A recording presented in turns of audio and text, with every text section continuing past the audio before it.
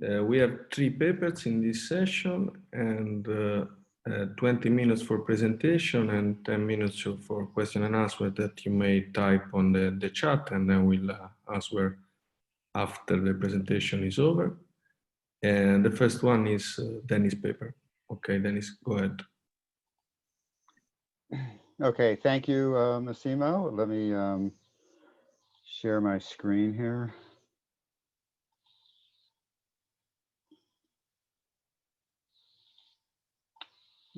Okay.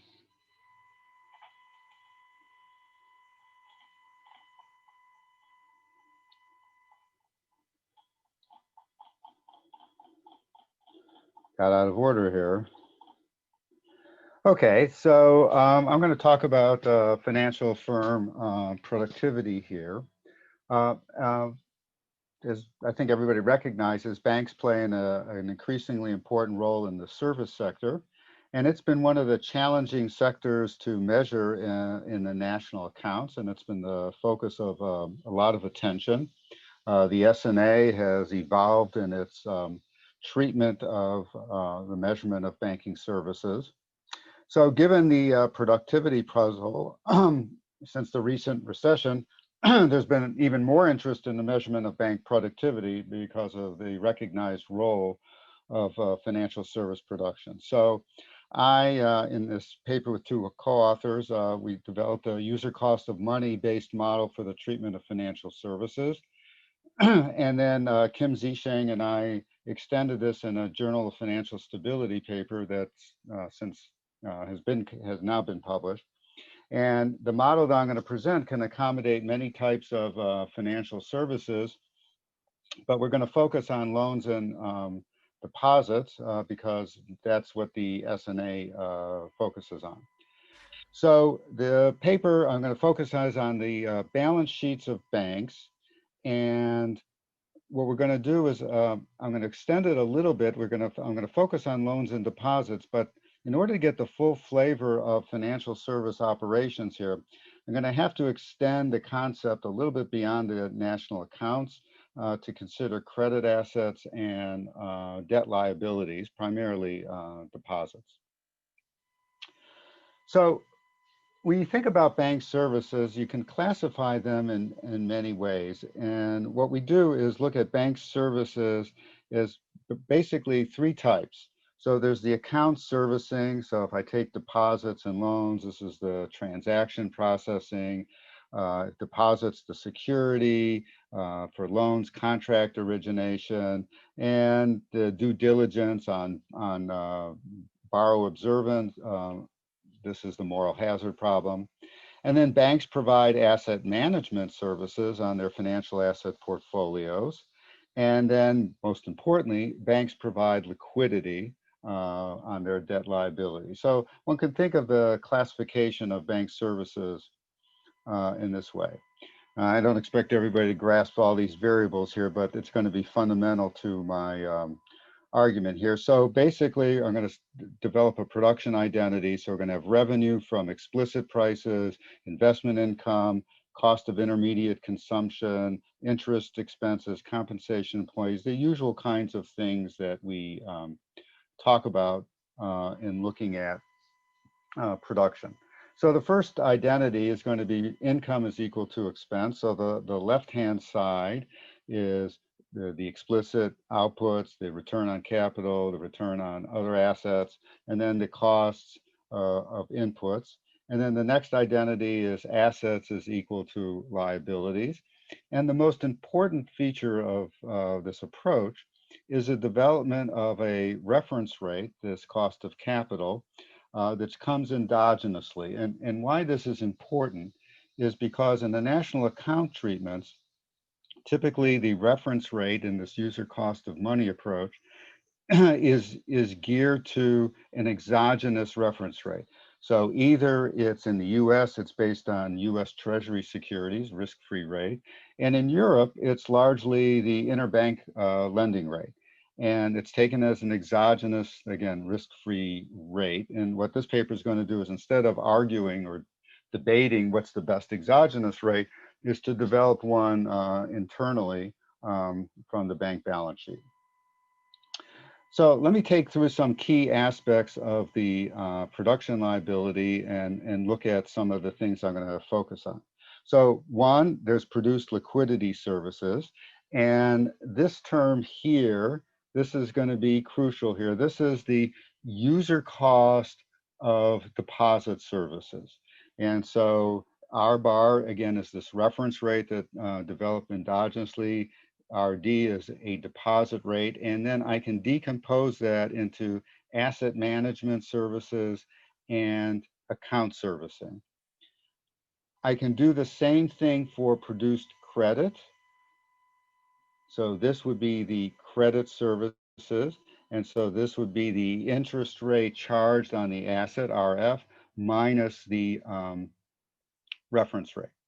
And so one of the features here of this model here is that by not using a risk-free rate for R bar, we're changing the level of risk bearing from the bank. And this has been the subject of a lot of debate, because if I use a risk-free rate, a treasury, a government bond rate, then people will say, okay, well, then you're attributing too much risk bearing on the bank when there's market information on risk. So what we've tried to do is incorporate what we called security equivalent rates to sort of get market information for the returns on various assets and liabilities. So I realize that that's a very quick introduction here, but I want to focus on really the nature of the productivity problem here. So for service industries, it's common to use deflation to measure output because output in banking is particularly difficult. So in banking, the Bureau of Labor Statistics, my sister statistical agency in the United States, they try to grasp physical indicators such as the number of accounts, checks cleared, loans made, and you can do that, but the data are hard to come by, and it's sort of questionable, and a lot of people argue about it. So what we've done is look at deflation, and in a 1992 paper with Kim, I talked about that how you take these physical indicators and use them to quality adjust the price indexes to account for some of the information embodied in physical indicators.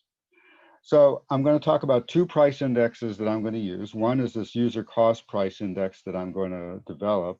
And then the other I'll explain is the gross domestic purchases price index, which is effectively the aggregate price index for the domestic sector. So in national accounts, it's consumption, investment, and government expenditures.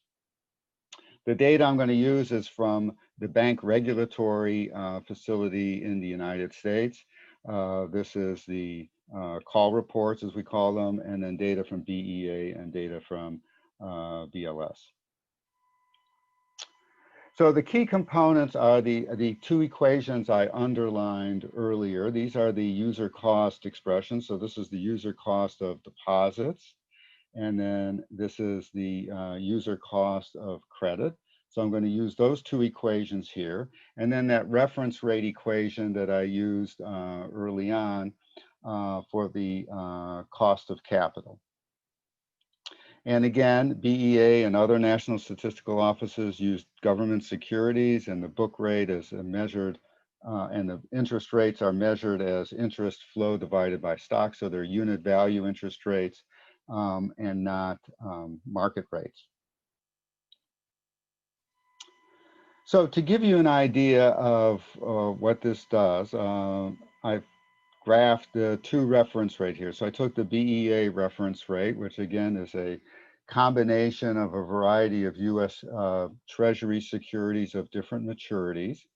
And then I've graphed the cost of capital that I developed here. And you can see that the trend is roughly the same, although there are clearly before the shaded area is the last recession, the large shaded area in 2008. And then you can see that there's a change in relationship before and after the Great Recession.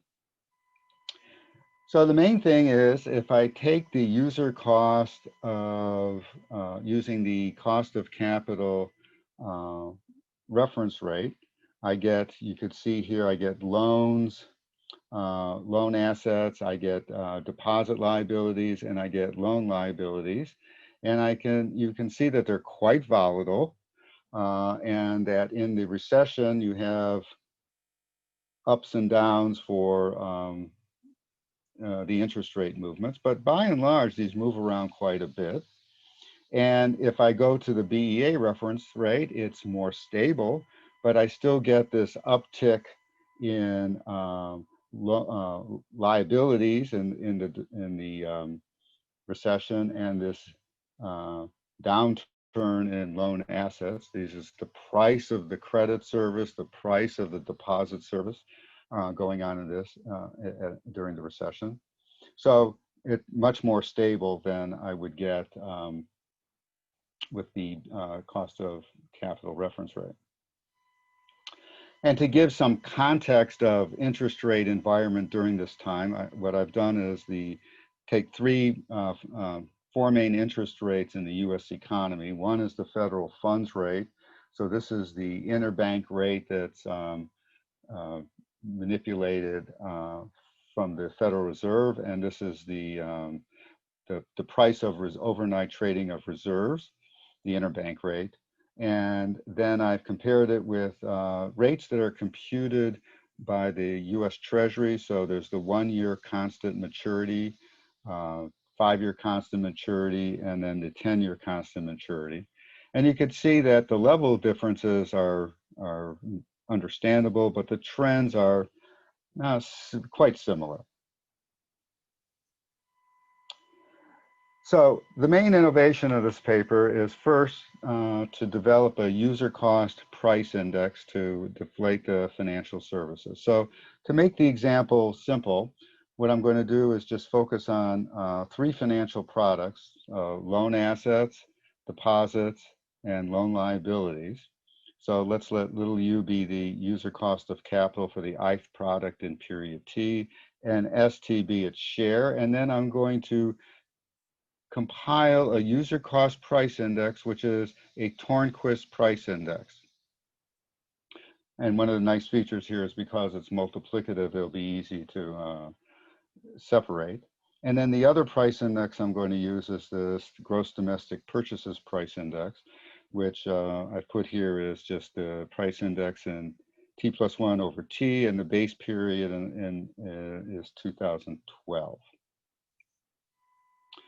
So if I look at these user cost indexes using the cost of capital reference rate, so the left-hand side of this chart shows the user cost prices. And you can see that there's again, the volatility is there that I've shown in previous graphs, and you can see how the differences in the farthest to the right gray shaded area, because that's the large recession. And if I weight them all together, that's this total user cost. If I weight them all together, I get the heavy blue line, which I've labeled total user cost. And you could see that, again, there's big spikes around the recession and then in 2010. And that the gross domestic purchases index is quite stable. Which is also something that people have noticed, that there hasn't been much inflation in recent times. If I use the BEA reference rate, I get roughly the same time trends, a little bit of a timing difference, but roughly the same trends, and the stability, again, of the gross domestic purchases price index. So if I talk about real output now, how am I going to do this? So I'm going to take the nominal output and then divide it by the price index I just developed, and then this gross domestic purchases price index. So normally when we compute prices for services, we would take the nominal output for the sector, and we would divide it by the price index for the sector, a producer price index. Some people would use, maybe depending on the sector a consumer price index. So, but in finance, you almost have to do something else, and that's the purpose of this using the gross domestic purchases price index. So one is a sort of a common sense thing. The gross domestic purchases price index is the price index that captures those items for which there are explicit service fees. So the user cost prices are meant to capture the service fees for which there is no explicit charge. This is the notion of FISM, financial intermediary services indirectly measured. And the explicit price indexes are captured in the gross domestic purchases price index. But the other part is the deflating the nominal stocks. So if I go back to, let's say, the credit service,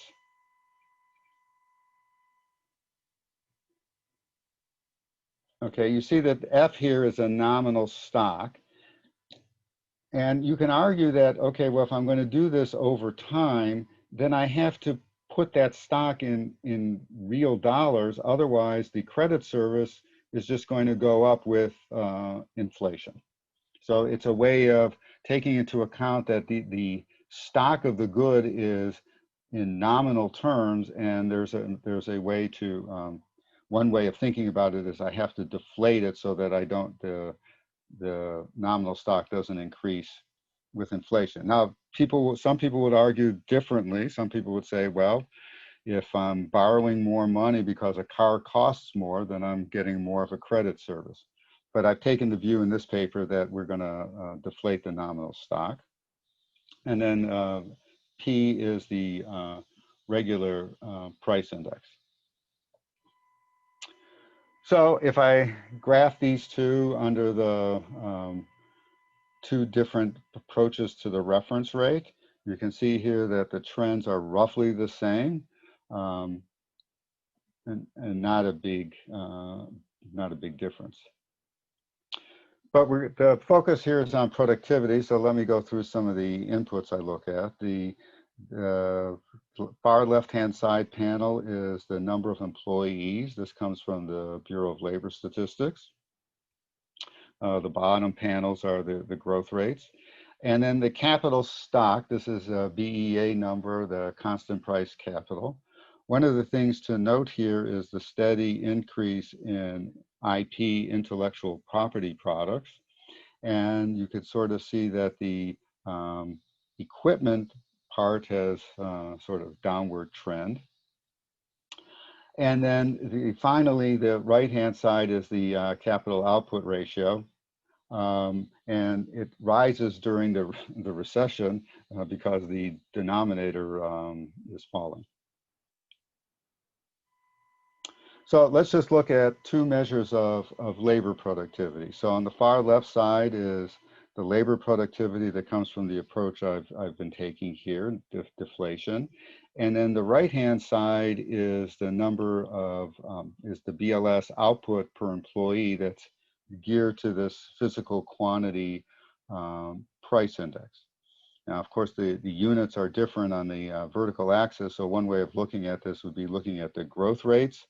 And you could see that the towards the 2016-2017 period, I get different inferences about labor productivity with the user cost of capital, user cost of money approach than I do with the BLS output per employee approach. But one of the interests, of course, is in multi-factor productivity. So I took a very simple idea of looking at the multi-factor productivity as averages of weighted shares of the average productivity. And the trick here is going to be that the payments to capital are going to be computed in two ways to highlight the roles of intermediaries of financial services. So an aspect of the user cost approach is that it identifies financial products and their attending services that may be input. So because they depend on interest rate, the status of a good, of a financial product, in the financial operations of a firm can change from input to output. That's one of the beauties of the user cost approach. And it does happen. So if I look at the debt securities as an asset, you could see here that, you know, for a substantial period of time, it's an output under the DEA reference rate, but it's an input under the cost of capital approach. So it makes a difference on the reference rate how I'm going to classify these goods. And the same is going to be true with debt securities as liabilities. So what this says is if financial products can change status between input and output. Yes. Yeah, please. So what this says is I'm going to compute the cost, I'm going to compute productivity in two ways. One, taking into account intermediate consumption. And one of the things here, you could see here that the labor shares and capital shares flip. So let me, because of the interest of time here, I'm going to compute these in two ways. So if I go labor shares, I get a very different picture here between method 1 and method 2. Method 2 looking at financial intermediate consumption.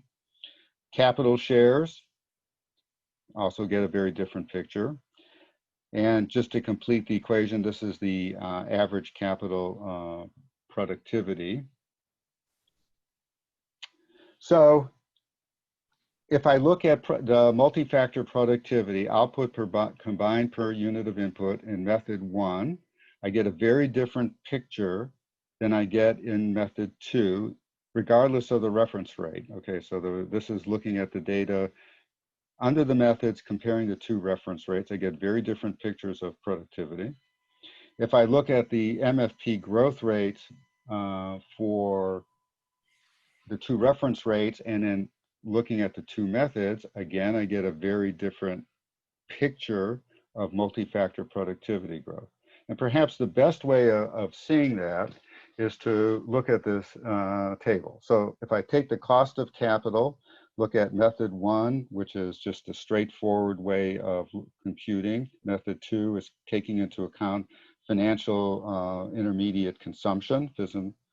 Then you can see that if I focus on the last graph, I get a substantial difference in the average productivity growth over the period. If I use the BEA reference rate, I get an even larger change in the productivity growth. And if I look at the behavior before and after the recession, huge differences in what I would consider to be multi-factor productivity.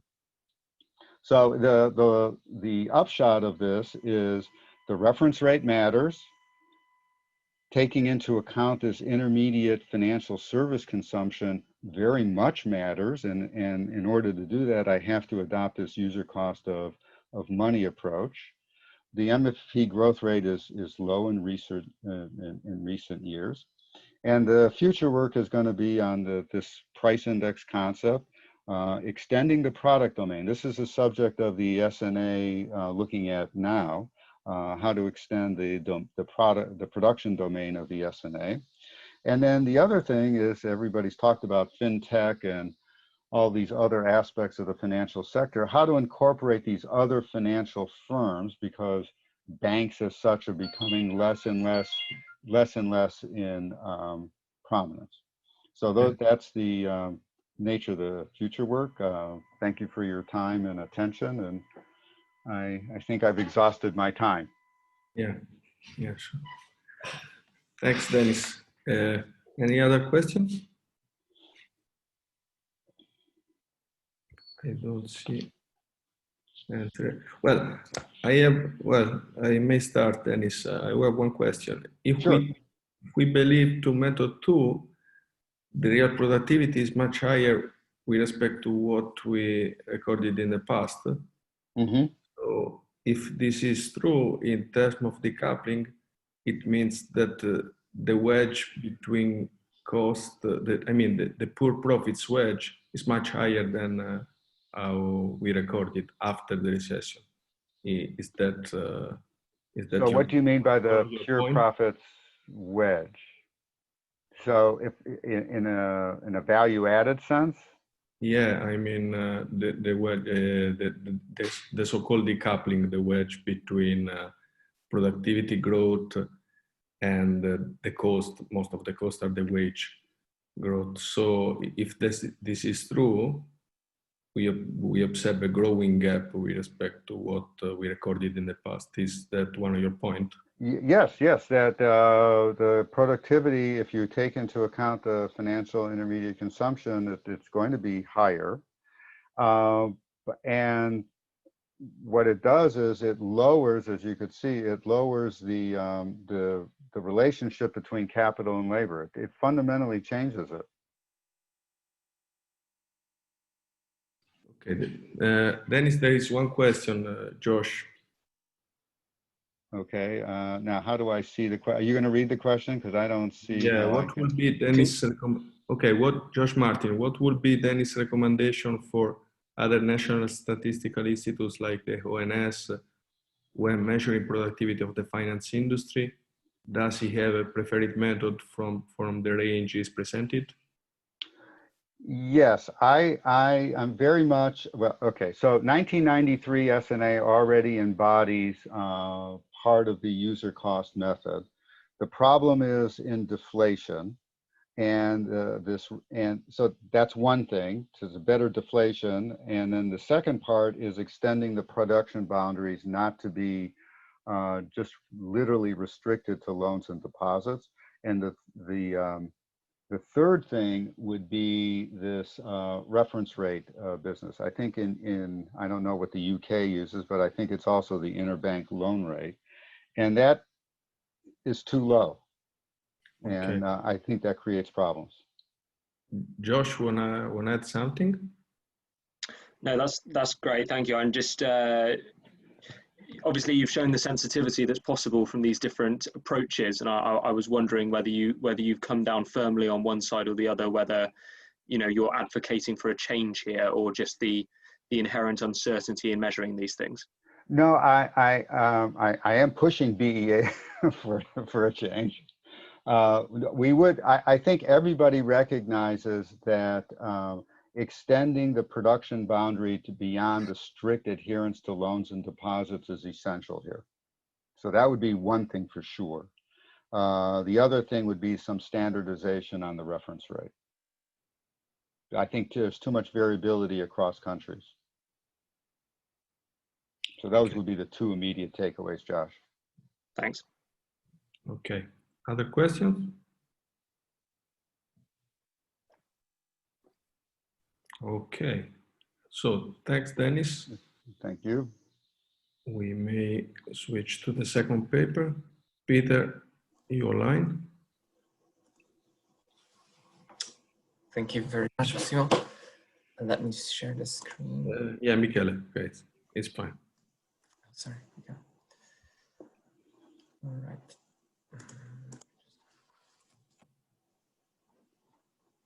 Yeah, so thanks very much for the organizers for the opportunity to present this work that is joined with my OECD colleagues. Some of them are here on the call, I believe. Chiara, Criscuolo, Timo, Leidecker, and Giuseppe, Nicoletti.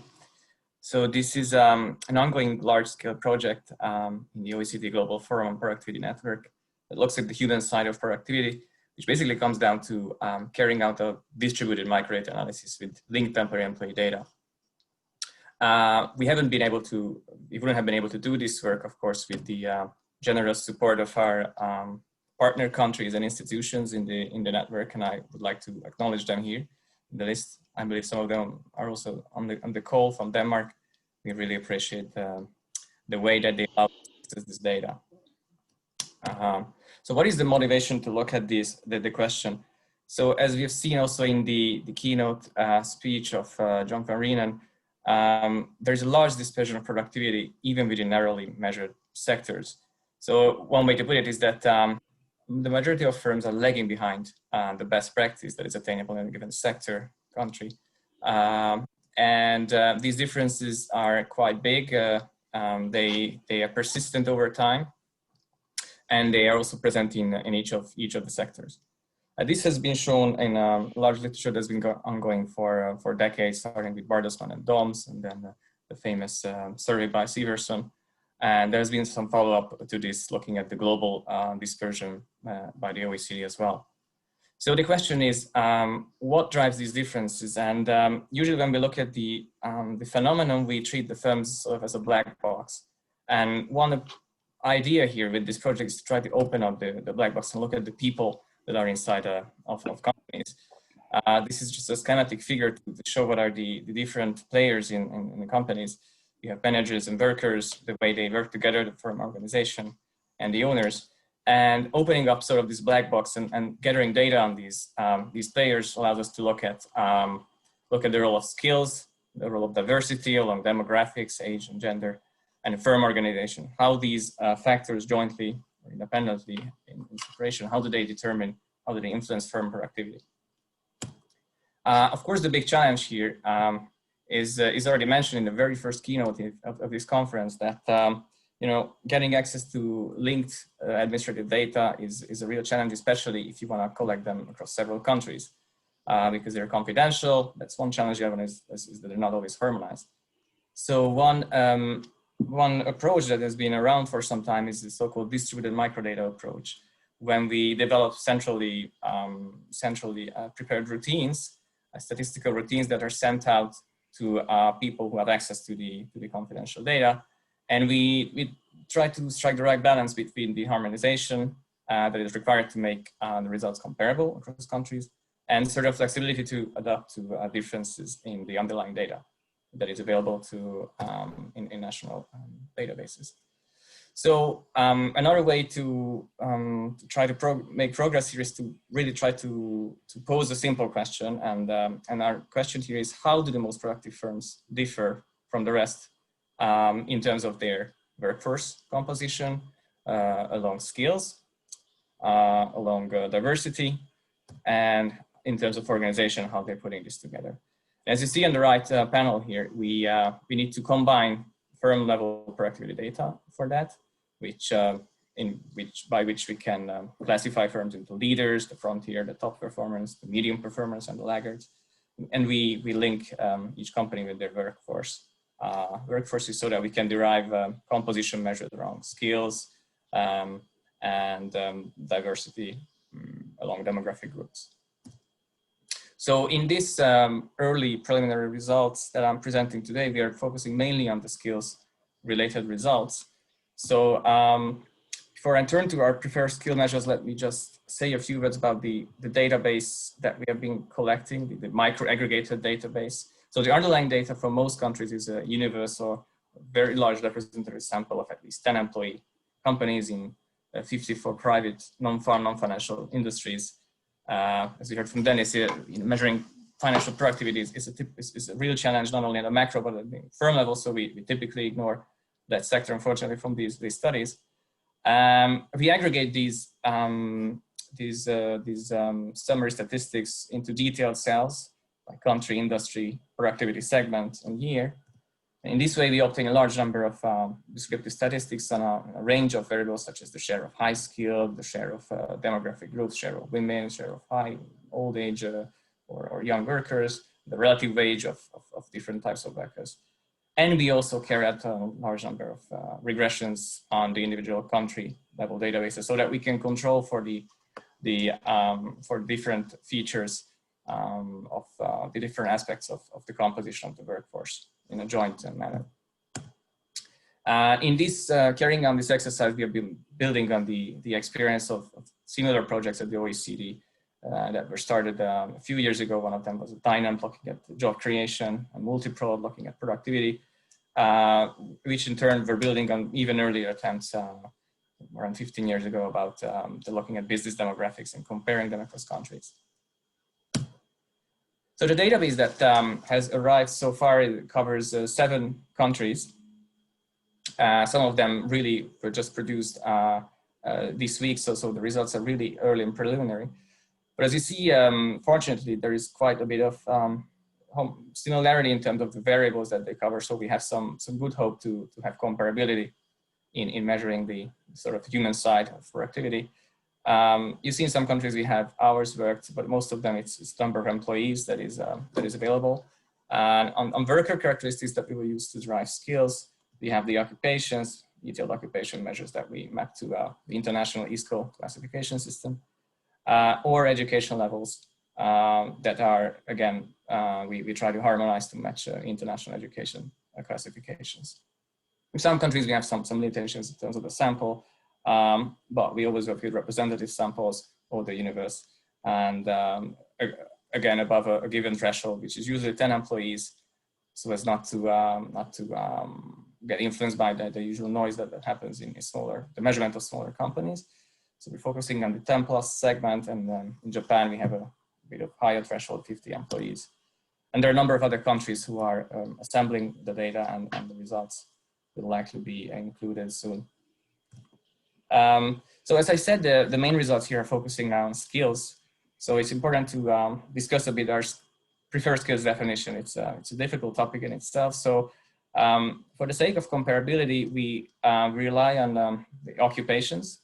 We rank occupations in each country by the cognitive ability scores that are measured for each of the occupations. And these cognitive ability scores come from a large-scale other OECD project, the Survey of Adult Skills, the PIAC study. And in that, one of the benchmark figures are the average of literacy, numeracy, and problem-solving skills. And a sample of that is called cognitive ability skills together. So this is our baseline measure for skills. When we rank the occupations by the cognitive ability scores, then we put the occupations into 3 groups. The top and the bottom quartile will represent what we will call the high and low skill segments. And of course, the remaining middle will be the so-called medium skill segment. And just to show a few tangible examples of what we mean by high skill, medium skill, low skill occupations, this is the result of this PIAC-based cognitive ability score actually is not so far from standard classifications in the literature that are based on wages, observed wages. But the advantage here is that we don't need to rely on that. On wages already are a reflection of market outcomes. So we are measuring something that is more sort of exogenous, inherent to the ability of workers in the country. So you see some familiar professions in high skills, such as science and engineering professionals, chief executives, legal professionals. In medium skill, you have specialized managers, business and associate professional support staff, such as secretaries, and process control technicians. In low scale, you have other professions, as drivers, cleaners, food processing. And the other advantage of relying on these cognitive ability scores is that we can derive country-specific skill mappings. So just an example here is when we compare Germany with France, we see that some of the professions actually end up in the high-skilled segment based again on the test scores in those countries, such as the ICT technicians, but in France they end up being in the medium-skilled segment. And there are other examples like this between the medium and the bottom segment of the distribution as well, such as sales workers who end up being classified more in the medium skill segment, whereas in Germany they fall more into the low skill segment. So after this run through on the definitions and the data, let me highlight some first preliminary results that we have here. So as I said, the goal was to really compare how firms at the different segments of the distribution look like in terms of their skill composition. So this is the result that is obtained by just taking a simple unweighted average across all the cells that we have, all the detailed industries and countries and years, and we look at the typical firm. How is it looking across the corrective distribution? So firms on the bottom column, they are the frontier, the top 10% in terms of value added over employment. We see that the composition of skills is more skewed towards the high skill segment than in other lower ranked firms in the productivity distribution. The difference is more than 13 percentage points for the high skilled segments between the laggard and the frontier firm. This is of course not a surprising finding, but what's interesting is to try to compare these patterns across countries and across sectors and to see if we can learn something new from this exercise. So in the next chart, we are plotting the differences from this general picture by country. Basically, the bar charts show how does a frontier firm look like compared to a medium performer in terms of the deviation of the various skill segments. So what we see here, for instance, is that in France, high-performing businesses, high productive firms, they rely much more on the high-skilled segment of the workforce than, let's say, in an extreme segment, Germany. But when we look at the other segments of the distribution, the medium-skilled segment, we kind of already see here that medium-skilled workers likely to be more key for a good performer firm in Germany than in other countries. This already gives us interesting hypotheses about the role of the education system in Germany, that is very much focused on, not only on the top skill segment, but also on the medium and lower skill segments, such as apprenticeships and so forth. And then we go on to the low skilled segment, where we also see some interesting patterns. Obviously, in a frontier firm, in a top performing business, you have less low skilled workers than in a medium performer. So the bars are going in a negative area, but in some countries, it's much more the case than in others. And we see that in Japan and Denmark, the low-skilled segment actually is not so harmful to productivity as in some other countries. Now we look at this phenomenon from another angle, which will again use some very interesting hypotheses, is the sectoral dimension. So this picture shows how the composition of firms again varies by the productivity distribution along skills. We're looking at manufacturing and knowledge-intensive services and less knowledge-intensive services. Just a bit of a reminder, what is it that we contain in these buckets in the two services groups. The knowledge-intensive services are the ICT and professional services. The less knowledge-intensive services is sort of the biggest chunk in this chart. This contains large sectors such as retail, wholesale, transport, hotel, restaurants, and business support services. So we see some very interesting patterns here. First is, of course, high skilled are always crucial at the top performing businesses. But the medium and the bottom, the low segment of the skill distribution is utilized in a different way in top firms across sectors. So what we can see here basically is that the low skilled segment seems to be more valuable for firms in industries that are more innovative. This might seem surprising, but is in line with the recent work by Agion and several co-authors about the role of good quality, low-skilled workers with good soft skills that are earning actually an innovation premium in such sectors that need them as sort of complementary to the high-skilled workers. Whereas in the low-skilled segment, the less knowledge-intensive services segment, the biggest chunk of the economy, we see that it's mostly the medium-skilled that is more relied on. And really the low skilled segment is not really used by top performing businesses. Now these were mainly unconditional relationships, correlations. And to make a bit of progress in teasing out what could be not just a causal, but at least a more conditional correlates, we run country-specific regressions that allow for looking at this relationship between firm productivity and the composition of skills. So these are regression results collected from these 7 countries, where on the left-hand side we have local labor productivity, and thank you.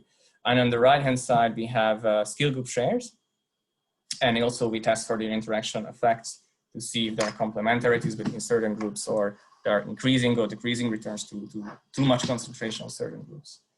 So the other advantage, of course, of these regressions is that we can include a bunch of controls thanks to the richness of the data, such as industry or fixed effects, firm size categories, manager and worker demographic characteristics, share of old, young, gender, share of part-time workers, which might also impact primarily the productivity measure. We're looking at occupation diversity and managing worker relative wage to sort of capture such segments of the workforce composition that could be related to skills and productivity alike, but we're gonna separate their effect out. So the first result we get here is of course what we saw in the charts, that more high-skilled, increasing the share of high-skilled workers at the expense of the medium-skilled, because notice that the omitted group is the medium-skilled. So reallocating medium towards a high skill segment within a firm, in a typical firm, yields positive productivity relationships. These relationships, the absolute values here, are bigger than what you get from reducing the low skill and increasing the medium skill. So let's say if you invert these values, what you will get is what's the benefit from raising the medium skilled and decreasing the low skilled share.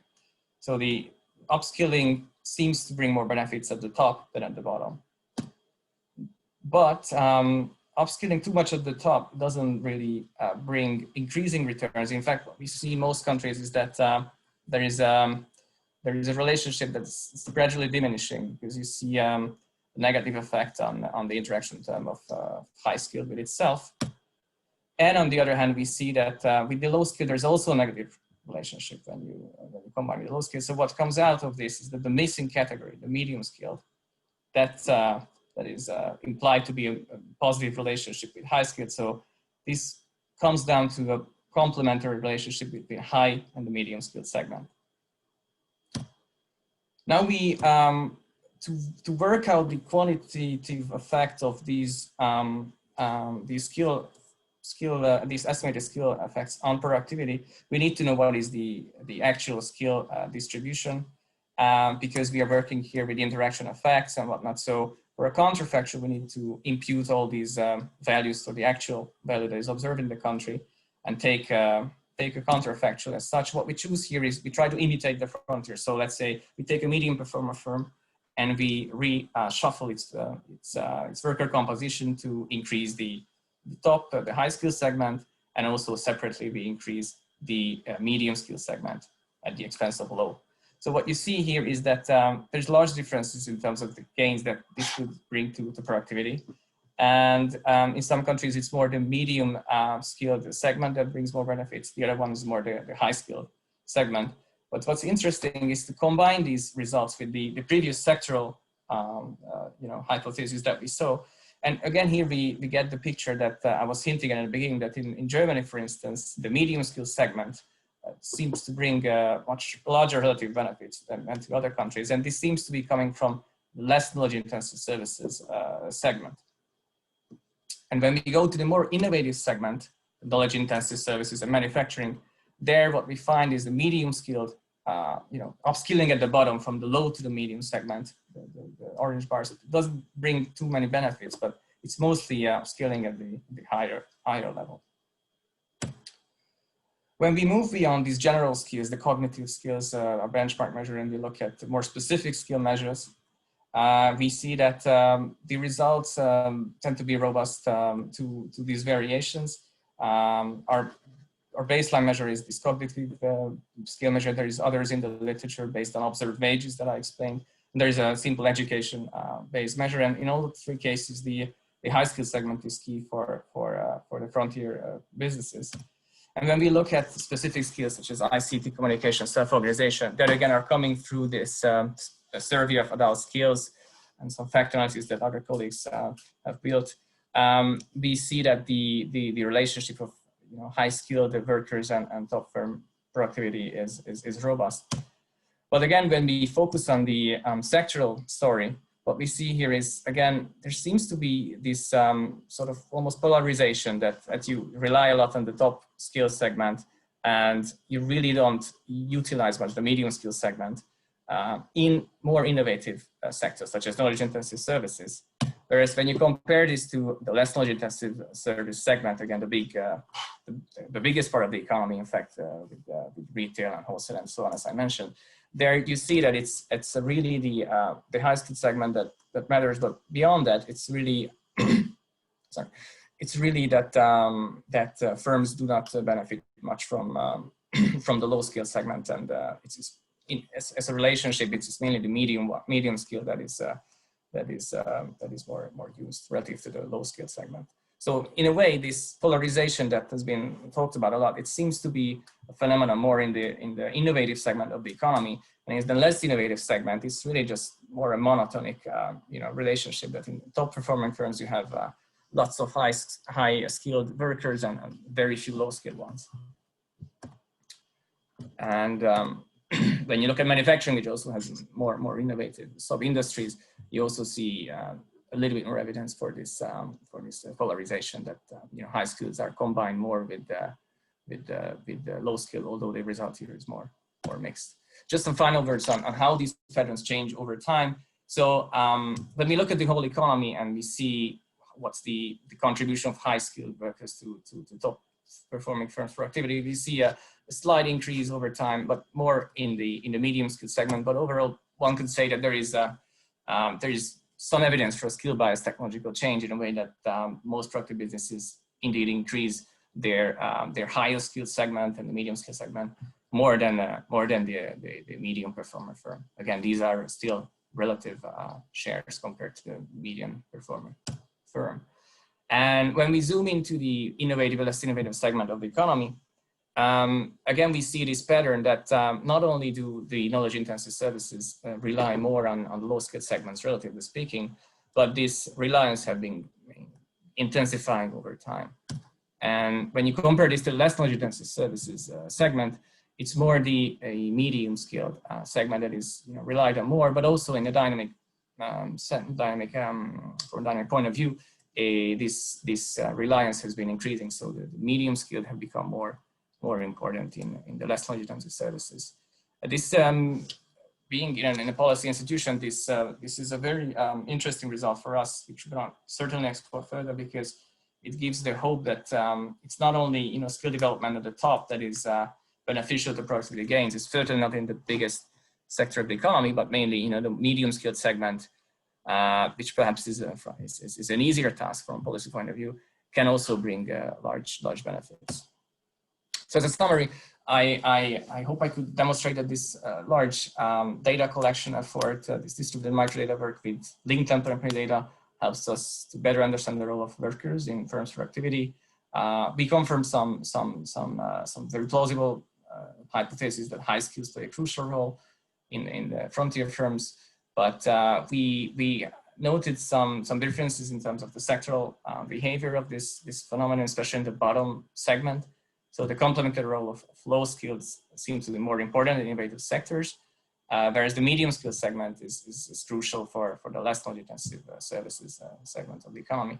And there's important differences along these dimensions across countries, which we plan to explore a bit further and link with national policies and institutions as we have more countries coming in. And in the later stage of the project, we're gonna utilize this rich data for looking at factors beyond skills, such as diversity and workforce organization. Thank you very much.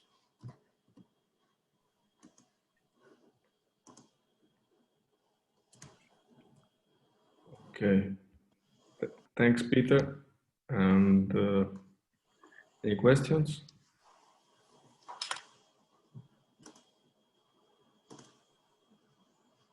I have a couple of quick ones. The first one is interesting that your definition of skill that is based on cognitive skills highlight quite different trend with respect to all the literature that is based on educational requirements that show that instead medium skills are the weakest part of the market, and this is driving toward polarization. So your point is very interesting, because if you look to a different definition of skills that is based on cognitive more than on educational enrollment, you get a very different message.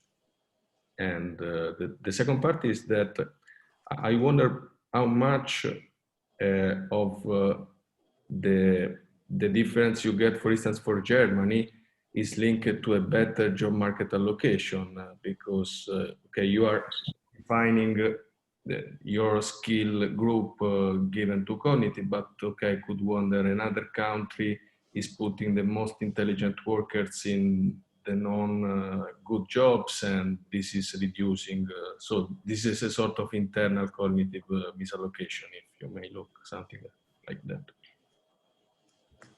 Yeah, thanks for the comment. So on the first one, thanks for pointing out that indeed you can get quite different results if you look at the traditional sort of more simpler education-based groupings, whereas when you look at cognitive scores, and indeed this was one of the purposes from the beginning of the project to move beyond the education-based measure, partly because it may not reflect the actual skills that are needed in the current job market from the adults right now. So we were glad that we could rely on this adult skills survey, which hopefully gives a more up-to-date picture of the actual distributional skills in the working age population. Your second point on the allocation, it's a very fair point. So basically what we are exploring here is not so much a general skill level in a country. It's really about how you have a bunch of different skills and how you kind of reallocate them within a sector across different levels of performance in the firm productivity distribution. So you're right that probably a key mechanism behind these differences could also be the effectiveness of the matching between workers and jobs. And so this actually gives us already a nice angle into how to tie in the public policy into these results beyond, of course, the obvious angle, which is skills and training and so on. Thanks a lot.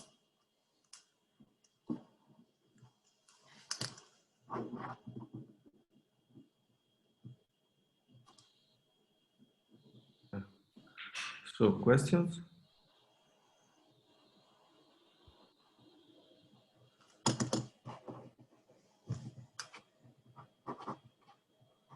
If you want to raise your hands, I may unmute and you may directly put the questions without passing through the chat.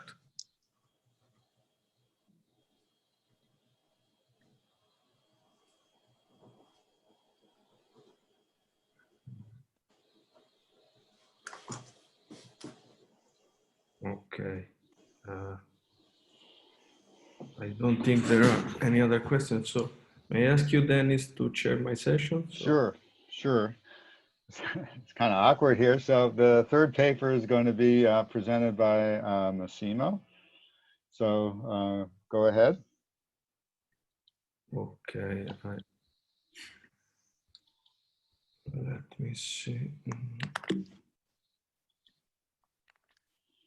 Okay. Did you see the screen? Yeah. Yeah. Okay. This is, well, it was supposed, Massimo was the supposed presenter and the chair of this session. I replaced him at the last moment. So this is a joint work with him and Chris Parmeter from the University of Miami. And the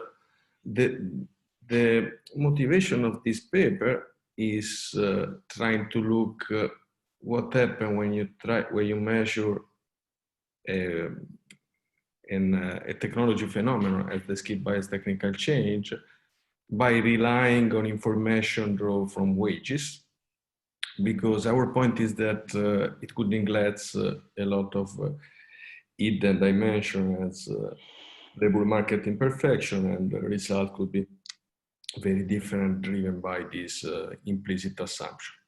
So the idea of the paper is that the so-called indirect approach of skill bias technical change estimation that look to the role of relative wages and relative work supplies is, it works under the asymmetric assumption, under the implicit assumption of symmetric labor market imperfection. Then our results show that even in periods where there are few variation in the wage skill premium, that according the traditional approach should give the signal of very low skill bias technical change, we find that instead skill bias technical change may be very strong. So this happens especially in advanced countries where the welfare systems create a wedge among relative productivities and relative wages. And this is something that in absolute terms now is called decoupling, but we are looking at in relative terms among a group of workers. And if we have this kind of wedge that is driven by some labor market institution as minimum wage or other stuff that try to compress the wage differentials, there is a huge difference in these two measures. Then our counterfactual exercises highlight that as if we were able to eliminate this gap, we could get higher efficiency, but at the cost of higher wage inequality. So I go very quick on that. Is the traditional review of the approach. This literature usually assumes a CES production function that sometimes is nested in a Cobb-Douglas. The most important thing is that we have two types of workers that are S for skilled and U for unskilled, and one or more type of capital. And then there is a multiplicative neutral technology. That is the TFP we usually have in mind. When we go to the standard profit maximization, the efficiency conditions show that the ratio between the marginal products of two types of inputs, for instance, skilled and unskilled, give us this kind of results. So they depend by relative productivities and by relative worker supplies. We don't have information on marginal products, so usually we replace this with relative, the ratio, the wage ratio. So what does it mean? It means that if there are asymmetric labor market information that creates a difference between this ratio and this one, the computing of the skill-biased technical change is biased. So, well, from that equation, we get the residual. We need some values for elasticity of substitution, and we calibrate this difference. The change in relative productivities over time give us the schematic skill-biased technical change. So let us consider that in this kind of framework, we may detect a change in the relative productivities, usually with a change, with an increase in wage differential. Otherwise, we need a huge change in the skilled-unskilled ratio. Now, this is something that works very well in the period 60s to 80s, and as is highlighted, for instance, by the famous paper of Katz and Murphy on the Quarterly Journal of Economics and other huge literature, but it becomes very different. It becomes something that is very difficult to explain in the 90s. Carli and DiNardo are the ones that call this as a puzzle, because in the 90s we observe in many countries that the wage differential do not grow anymore, and with some reasonable value of elasticity of substitution, we have not enough variation in the skilled-unskilled ratio in order to support the skill-biased technical change. Now, if we consider that in this period, in the 90s, we get continuing advances in computer-related technology, this is something that looks as the Solow paradox. So we should observe skill bias, because these innovations are arguably skill bias innovation. So this is a problem. And these are some results that show that in some cases, these are completely inversely related between 95 and 2005. Now, one of the points, we don't wonder that our explanation is the only one that could argue, but one of the points is that due to this implicit assumption, the standard measure probably conflate the true skill-biased technical change or deflate according to the type of asymmetric institution. So let us consider, as it works in a lot of developed countries, that the firms face a tau that may affect U with respect to S. So it's a sort of favor treatment of unskilled workers with respect to unskilled. This is a very general way to put things, because we could consider that this imperfection forces firms to hire more unskilled workers or to pay them more. So we are thinking to a very general imperfection that works through the wage funds. When we estimate the skill-biased technical change and there is this kind of problem, we get an omitted variable problem. So we are estimating the wrong productivity ratio, and during the time, the wrong change in productivity ratio. This is not our point, because it was already highlighted in Caselli and Coleman, or in the book of Francesco Caselli, both of these works note that the traditional estimation is probably very conservative for advanced countries because there is this compression effect that reduces the actual measurement. Our contribution is trying to propose another kind of measurement that is based on a counterfactual non-parametric decomposition, and using the WIOD country sector data from the 96 to 2006, we found that there is a huge change in marginal productivities that is mainly driven by the skill bias technical change, more than the factor accumulation. And once we measure this independently from wages, we could check if there is a real gap. This gap is growing over time at almost 1% per year. So in a term of policy, we could think by one side, if we reduce this wedge, we could get higher efficiency and higher productivity growth. By the other side, we should get more inequality because we should pay more skilled and less unskilled. So this is the content of our work. So let me go very quick. Think to a production function that is very general on the view something similar we get before, but without any assumption of elasticity of substitution. So a very general production function where we have one type of capital and two types of workers, skilled and unskilled. And we have a neutral technology that is additive in log term, while the set M describes the returns of the inputs. So our technology is how much a unit of capital, skilled or unskilled labor, may give us in terms of output when we put them with the actual technology. So M is our technology set. Now, in order to estimate the marginal product of an input, let's say skilled, we get the partial derivatives, the local linear estimation, the partial derivatives of that. So our production function will be something where we have together the input, we have a country sector effect and a time effect to take into account country sector heterogeneity and time trend in change of technology. So it's a very general function that has continuous and discrete variables. Okay, when we use this local linear estimation, we get the marginal products. So our marginal rate of technical substitution, and we study in microeconomics at time lower t, will be simply the ratio of these marginal products. The marginal product of skill divided the marginal product of unskilled.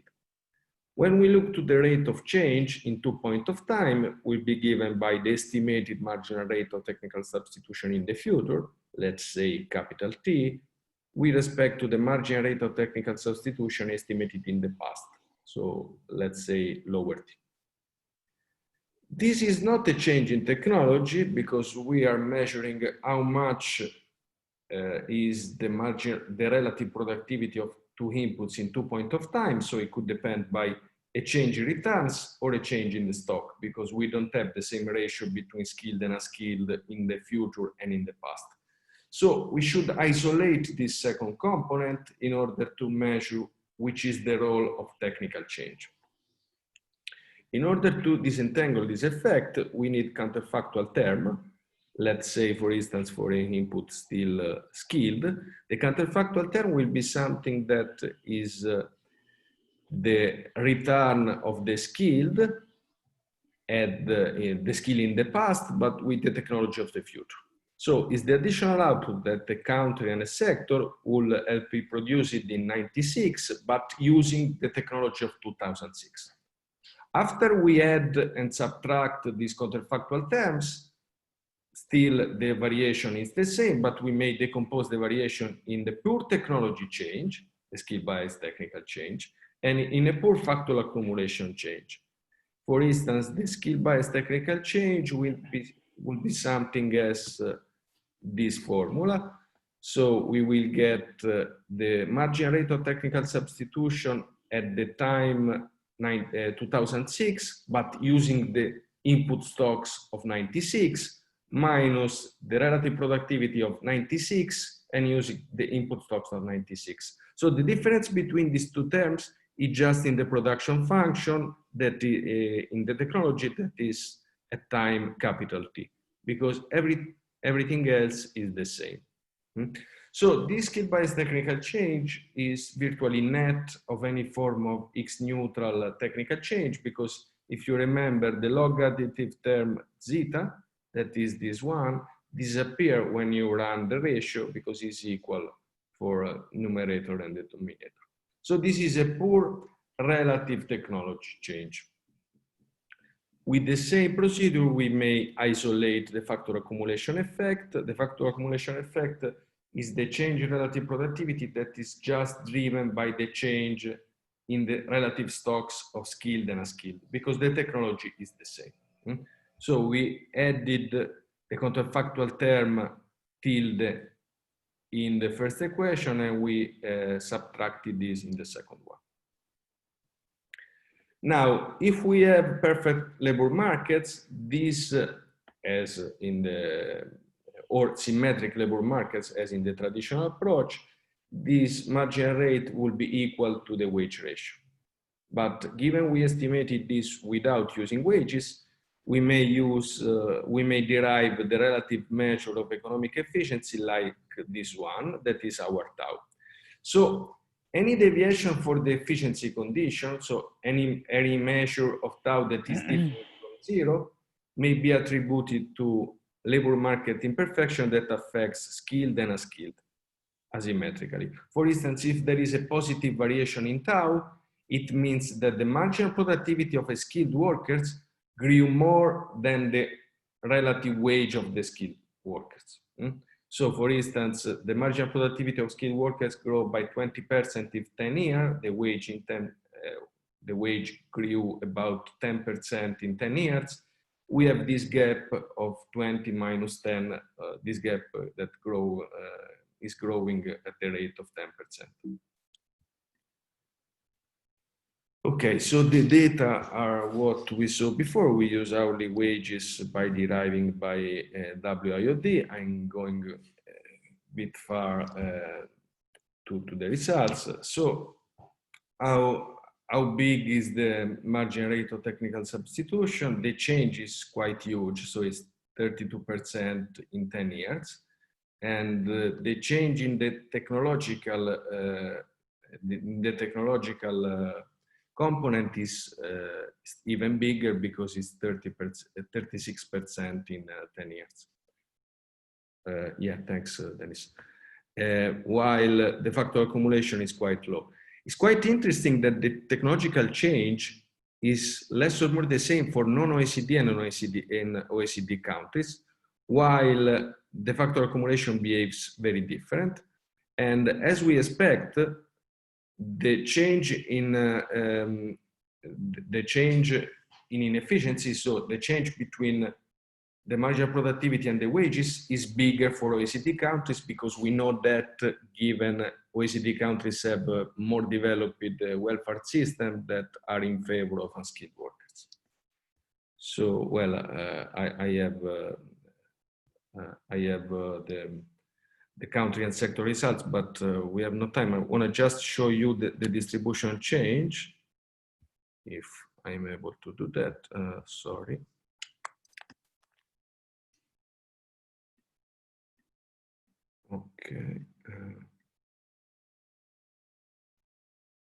Okay. Well, I show you later.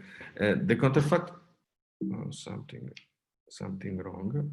Yeah, the counterfactual analysis show us that we may wonder, okay, what happens if we eliminate this gap?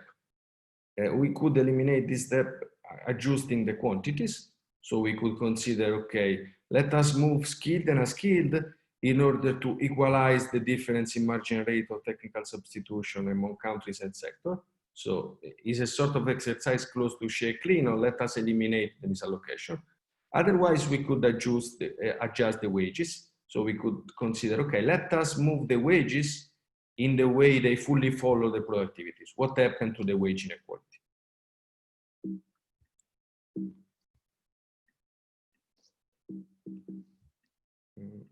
Okay.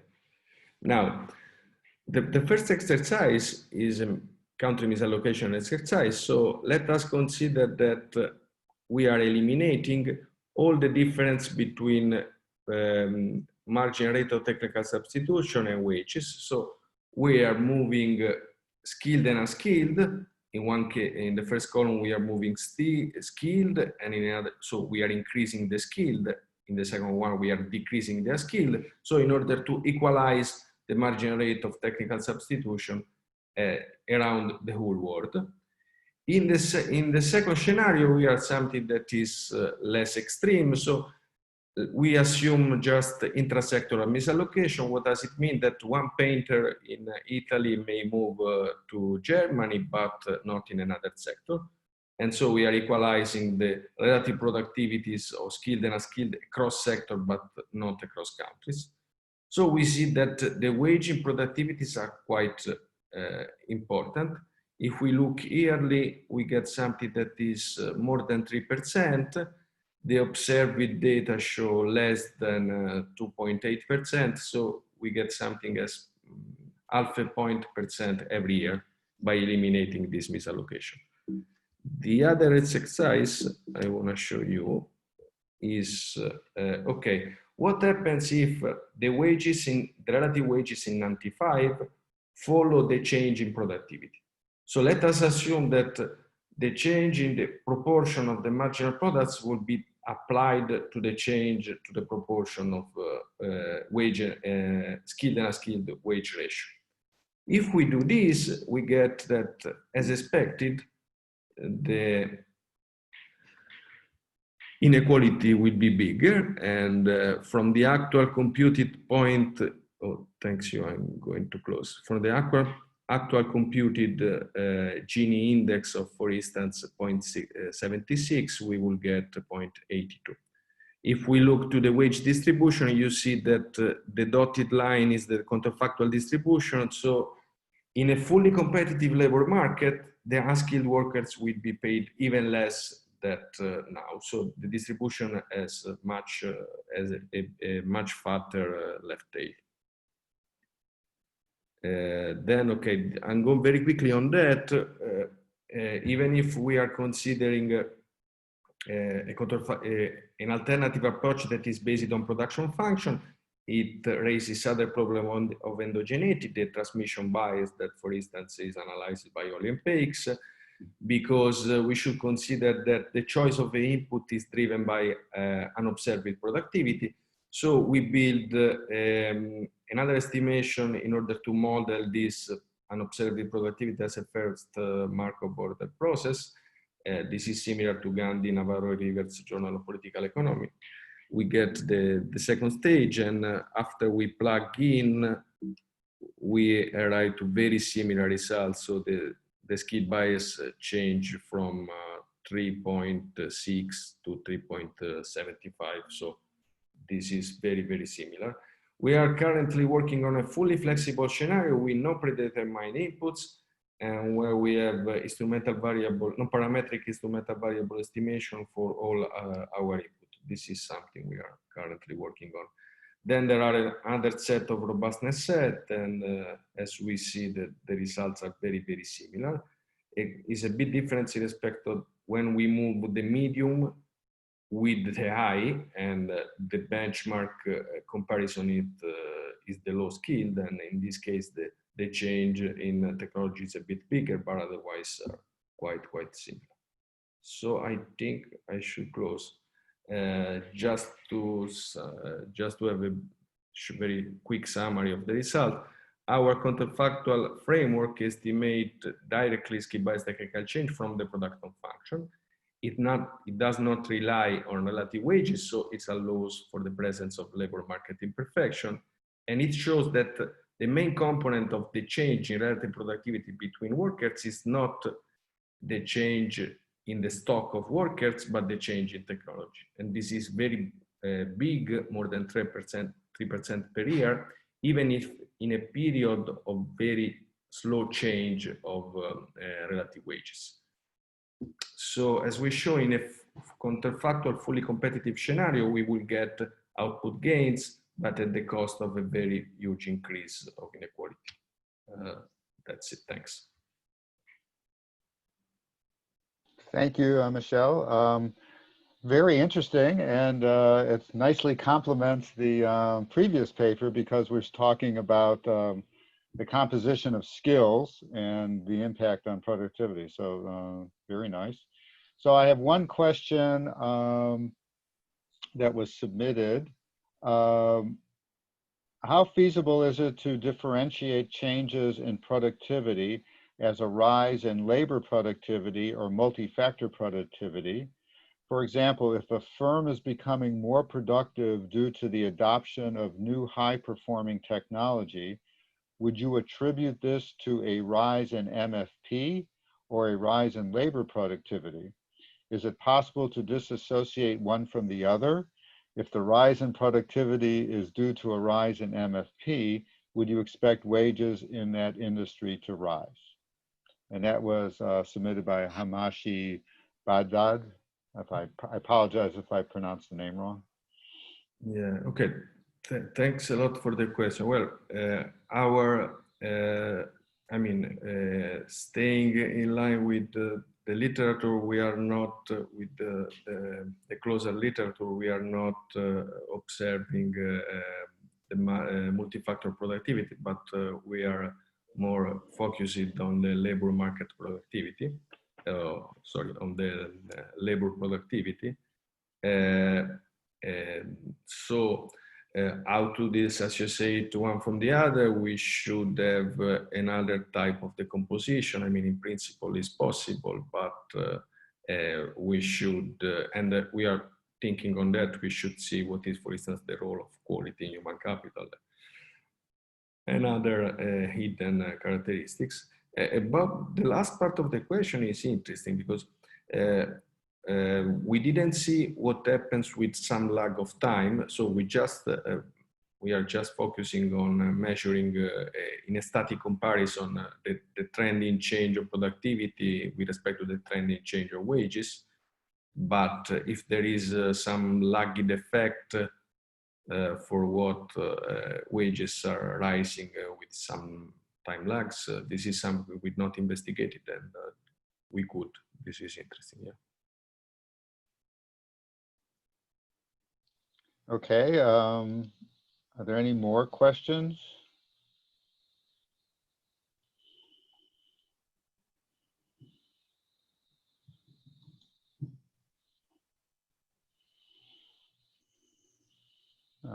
I don't see any coming in. So as I started, so this idea of the Peter's paper is the decomposition of skills across industries and across countries. And you're looking at the changes in technology related to skills. So this is becoming a very important aspect of analyzing productivity trends. So how would you account for the changing nature of the skills, let's say along the lines of what Peter talked about? So you have skills bias technological change, but it's not so easy just to say skills and unskilled, right? There are gradients between skills. Where do you draw the lines? And then there's this, as Peter showed, a huge intermediate, medium. So how would you? No, I mean, you are right, and that's what I was commenting about the paper of Peter. So if you look to definition of skills that are just based on educational requirements, this is something that drives you to some huge polarization as the one we are measuring here. But probably there is some hidden dimension, as could be the cognitive definition of the skill. So one lower bound could be that this way we are able to measure all but the stock change composition. So from one point in time to another point in time, we know that more skilled are entering in the labor market, usually in developed countries, and less are skilled. So this is something we are able to measure, and we show that it plays a very small effect. All the rest is playing a very huge effect, and in our interpretation is due to technology, but one could wonder is due to change in the type of skills or in larger definition of skills than in the Peter paper, yeah, I would buy this. And if we are able to have some homogeneous data, this is something that could be furtherly decomposed, yeah, for sure.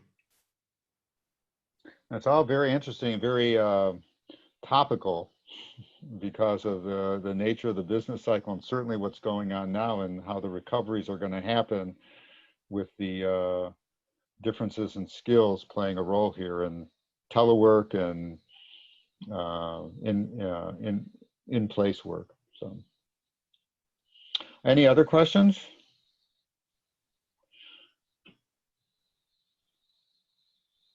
No, I don't see any.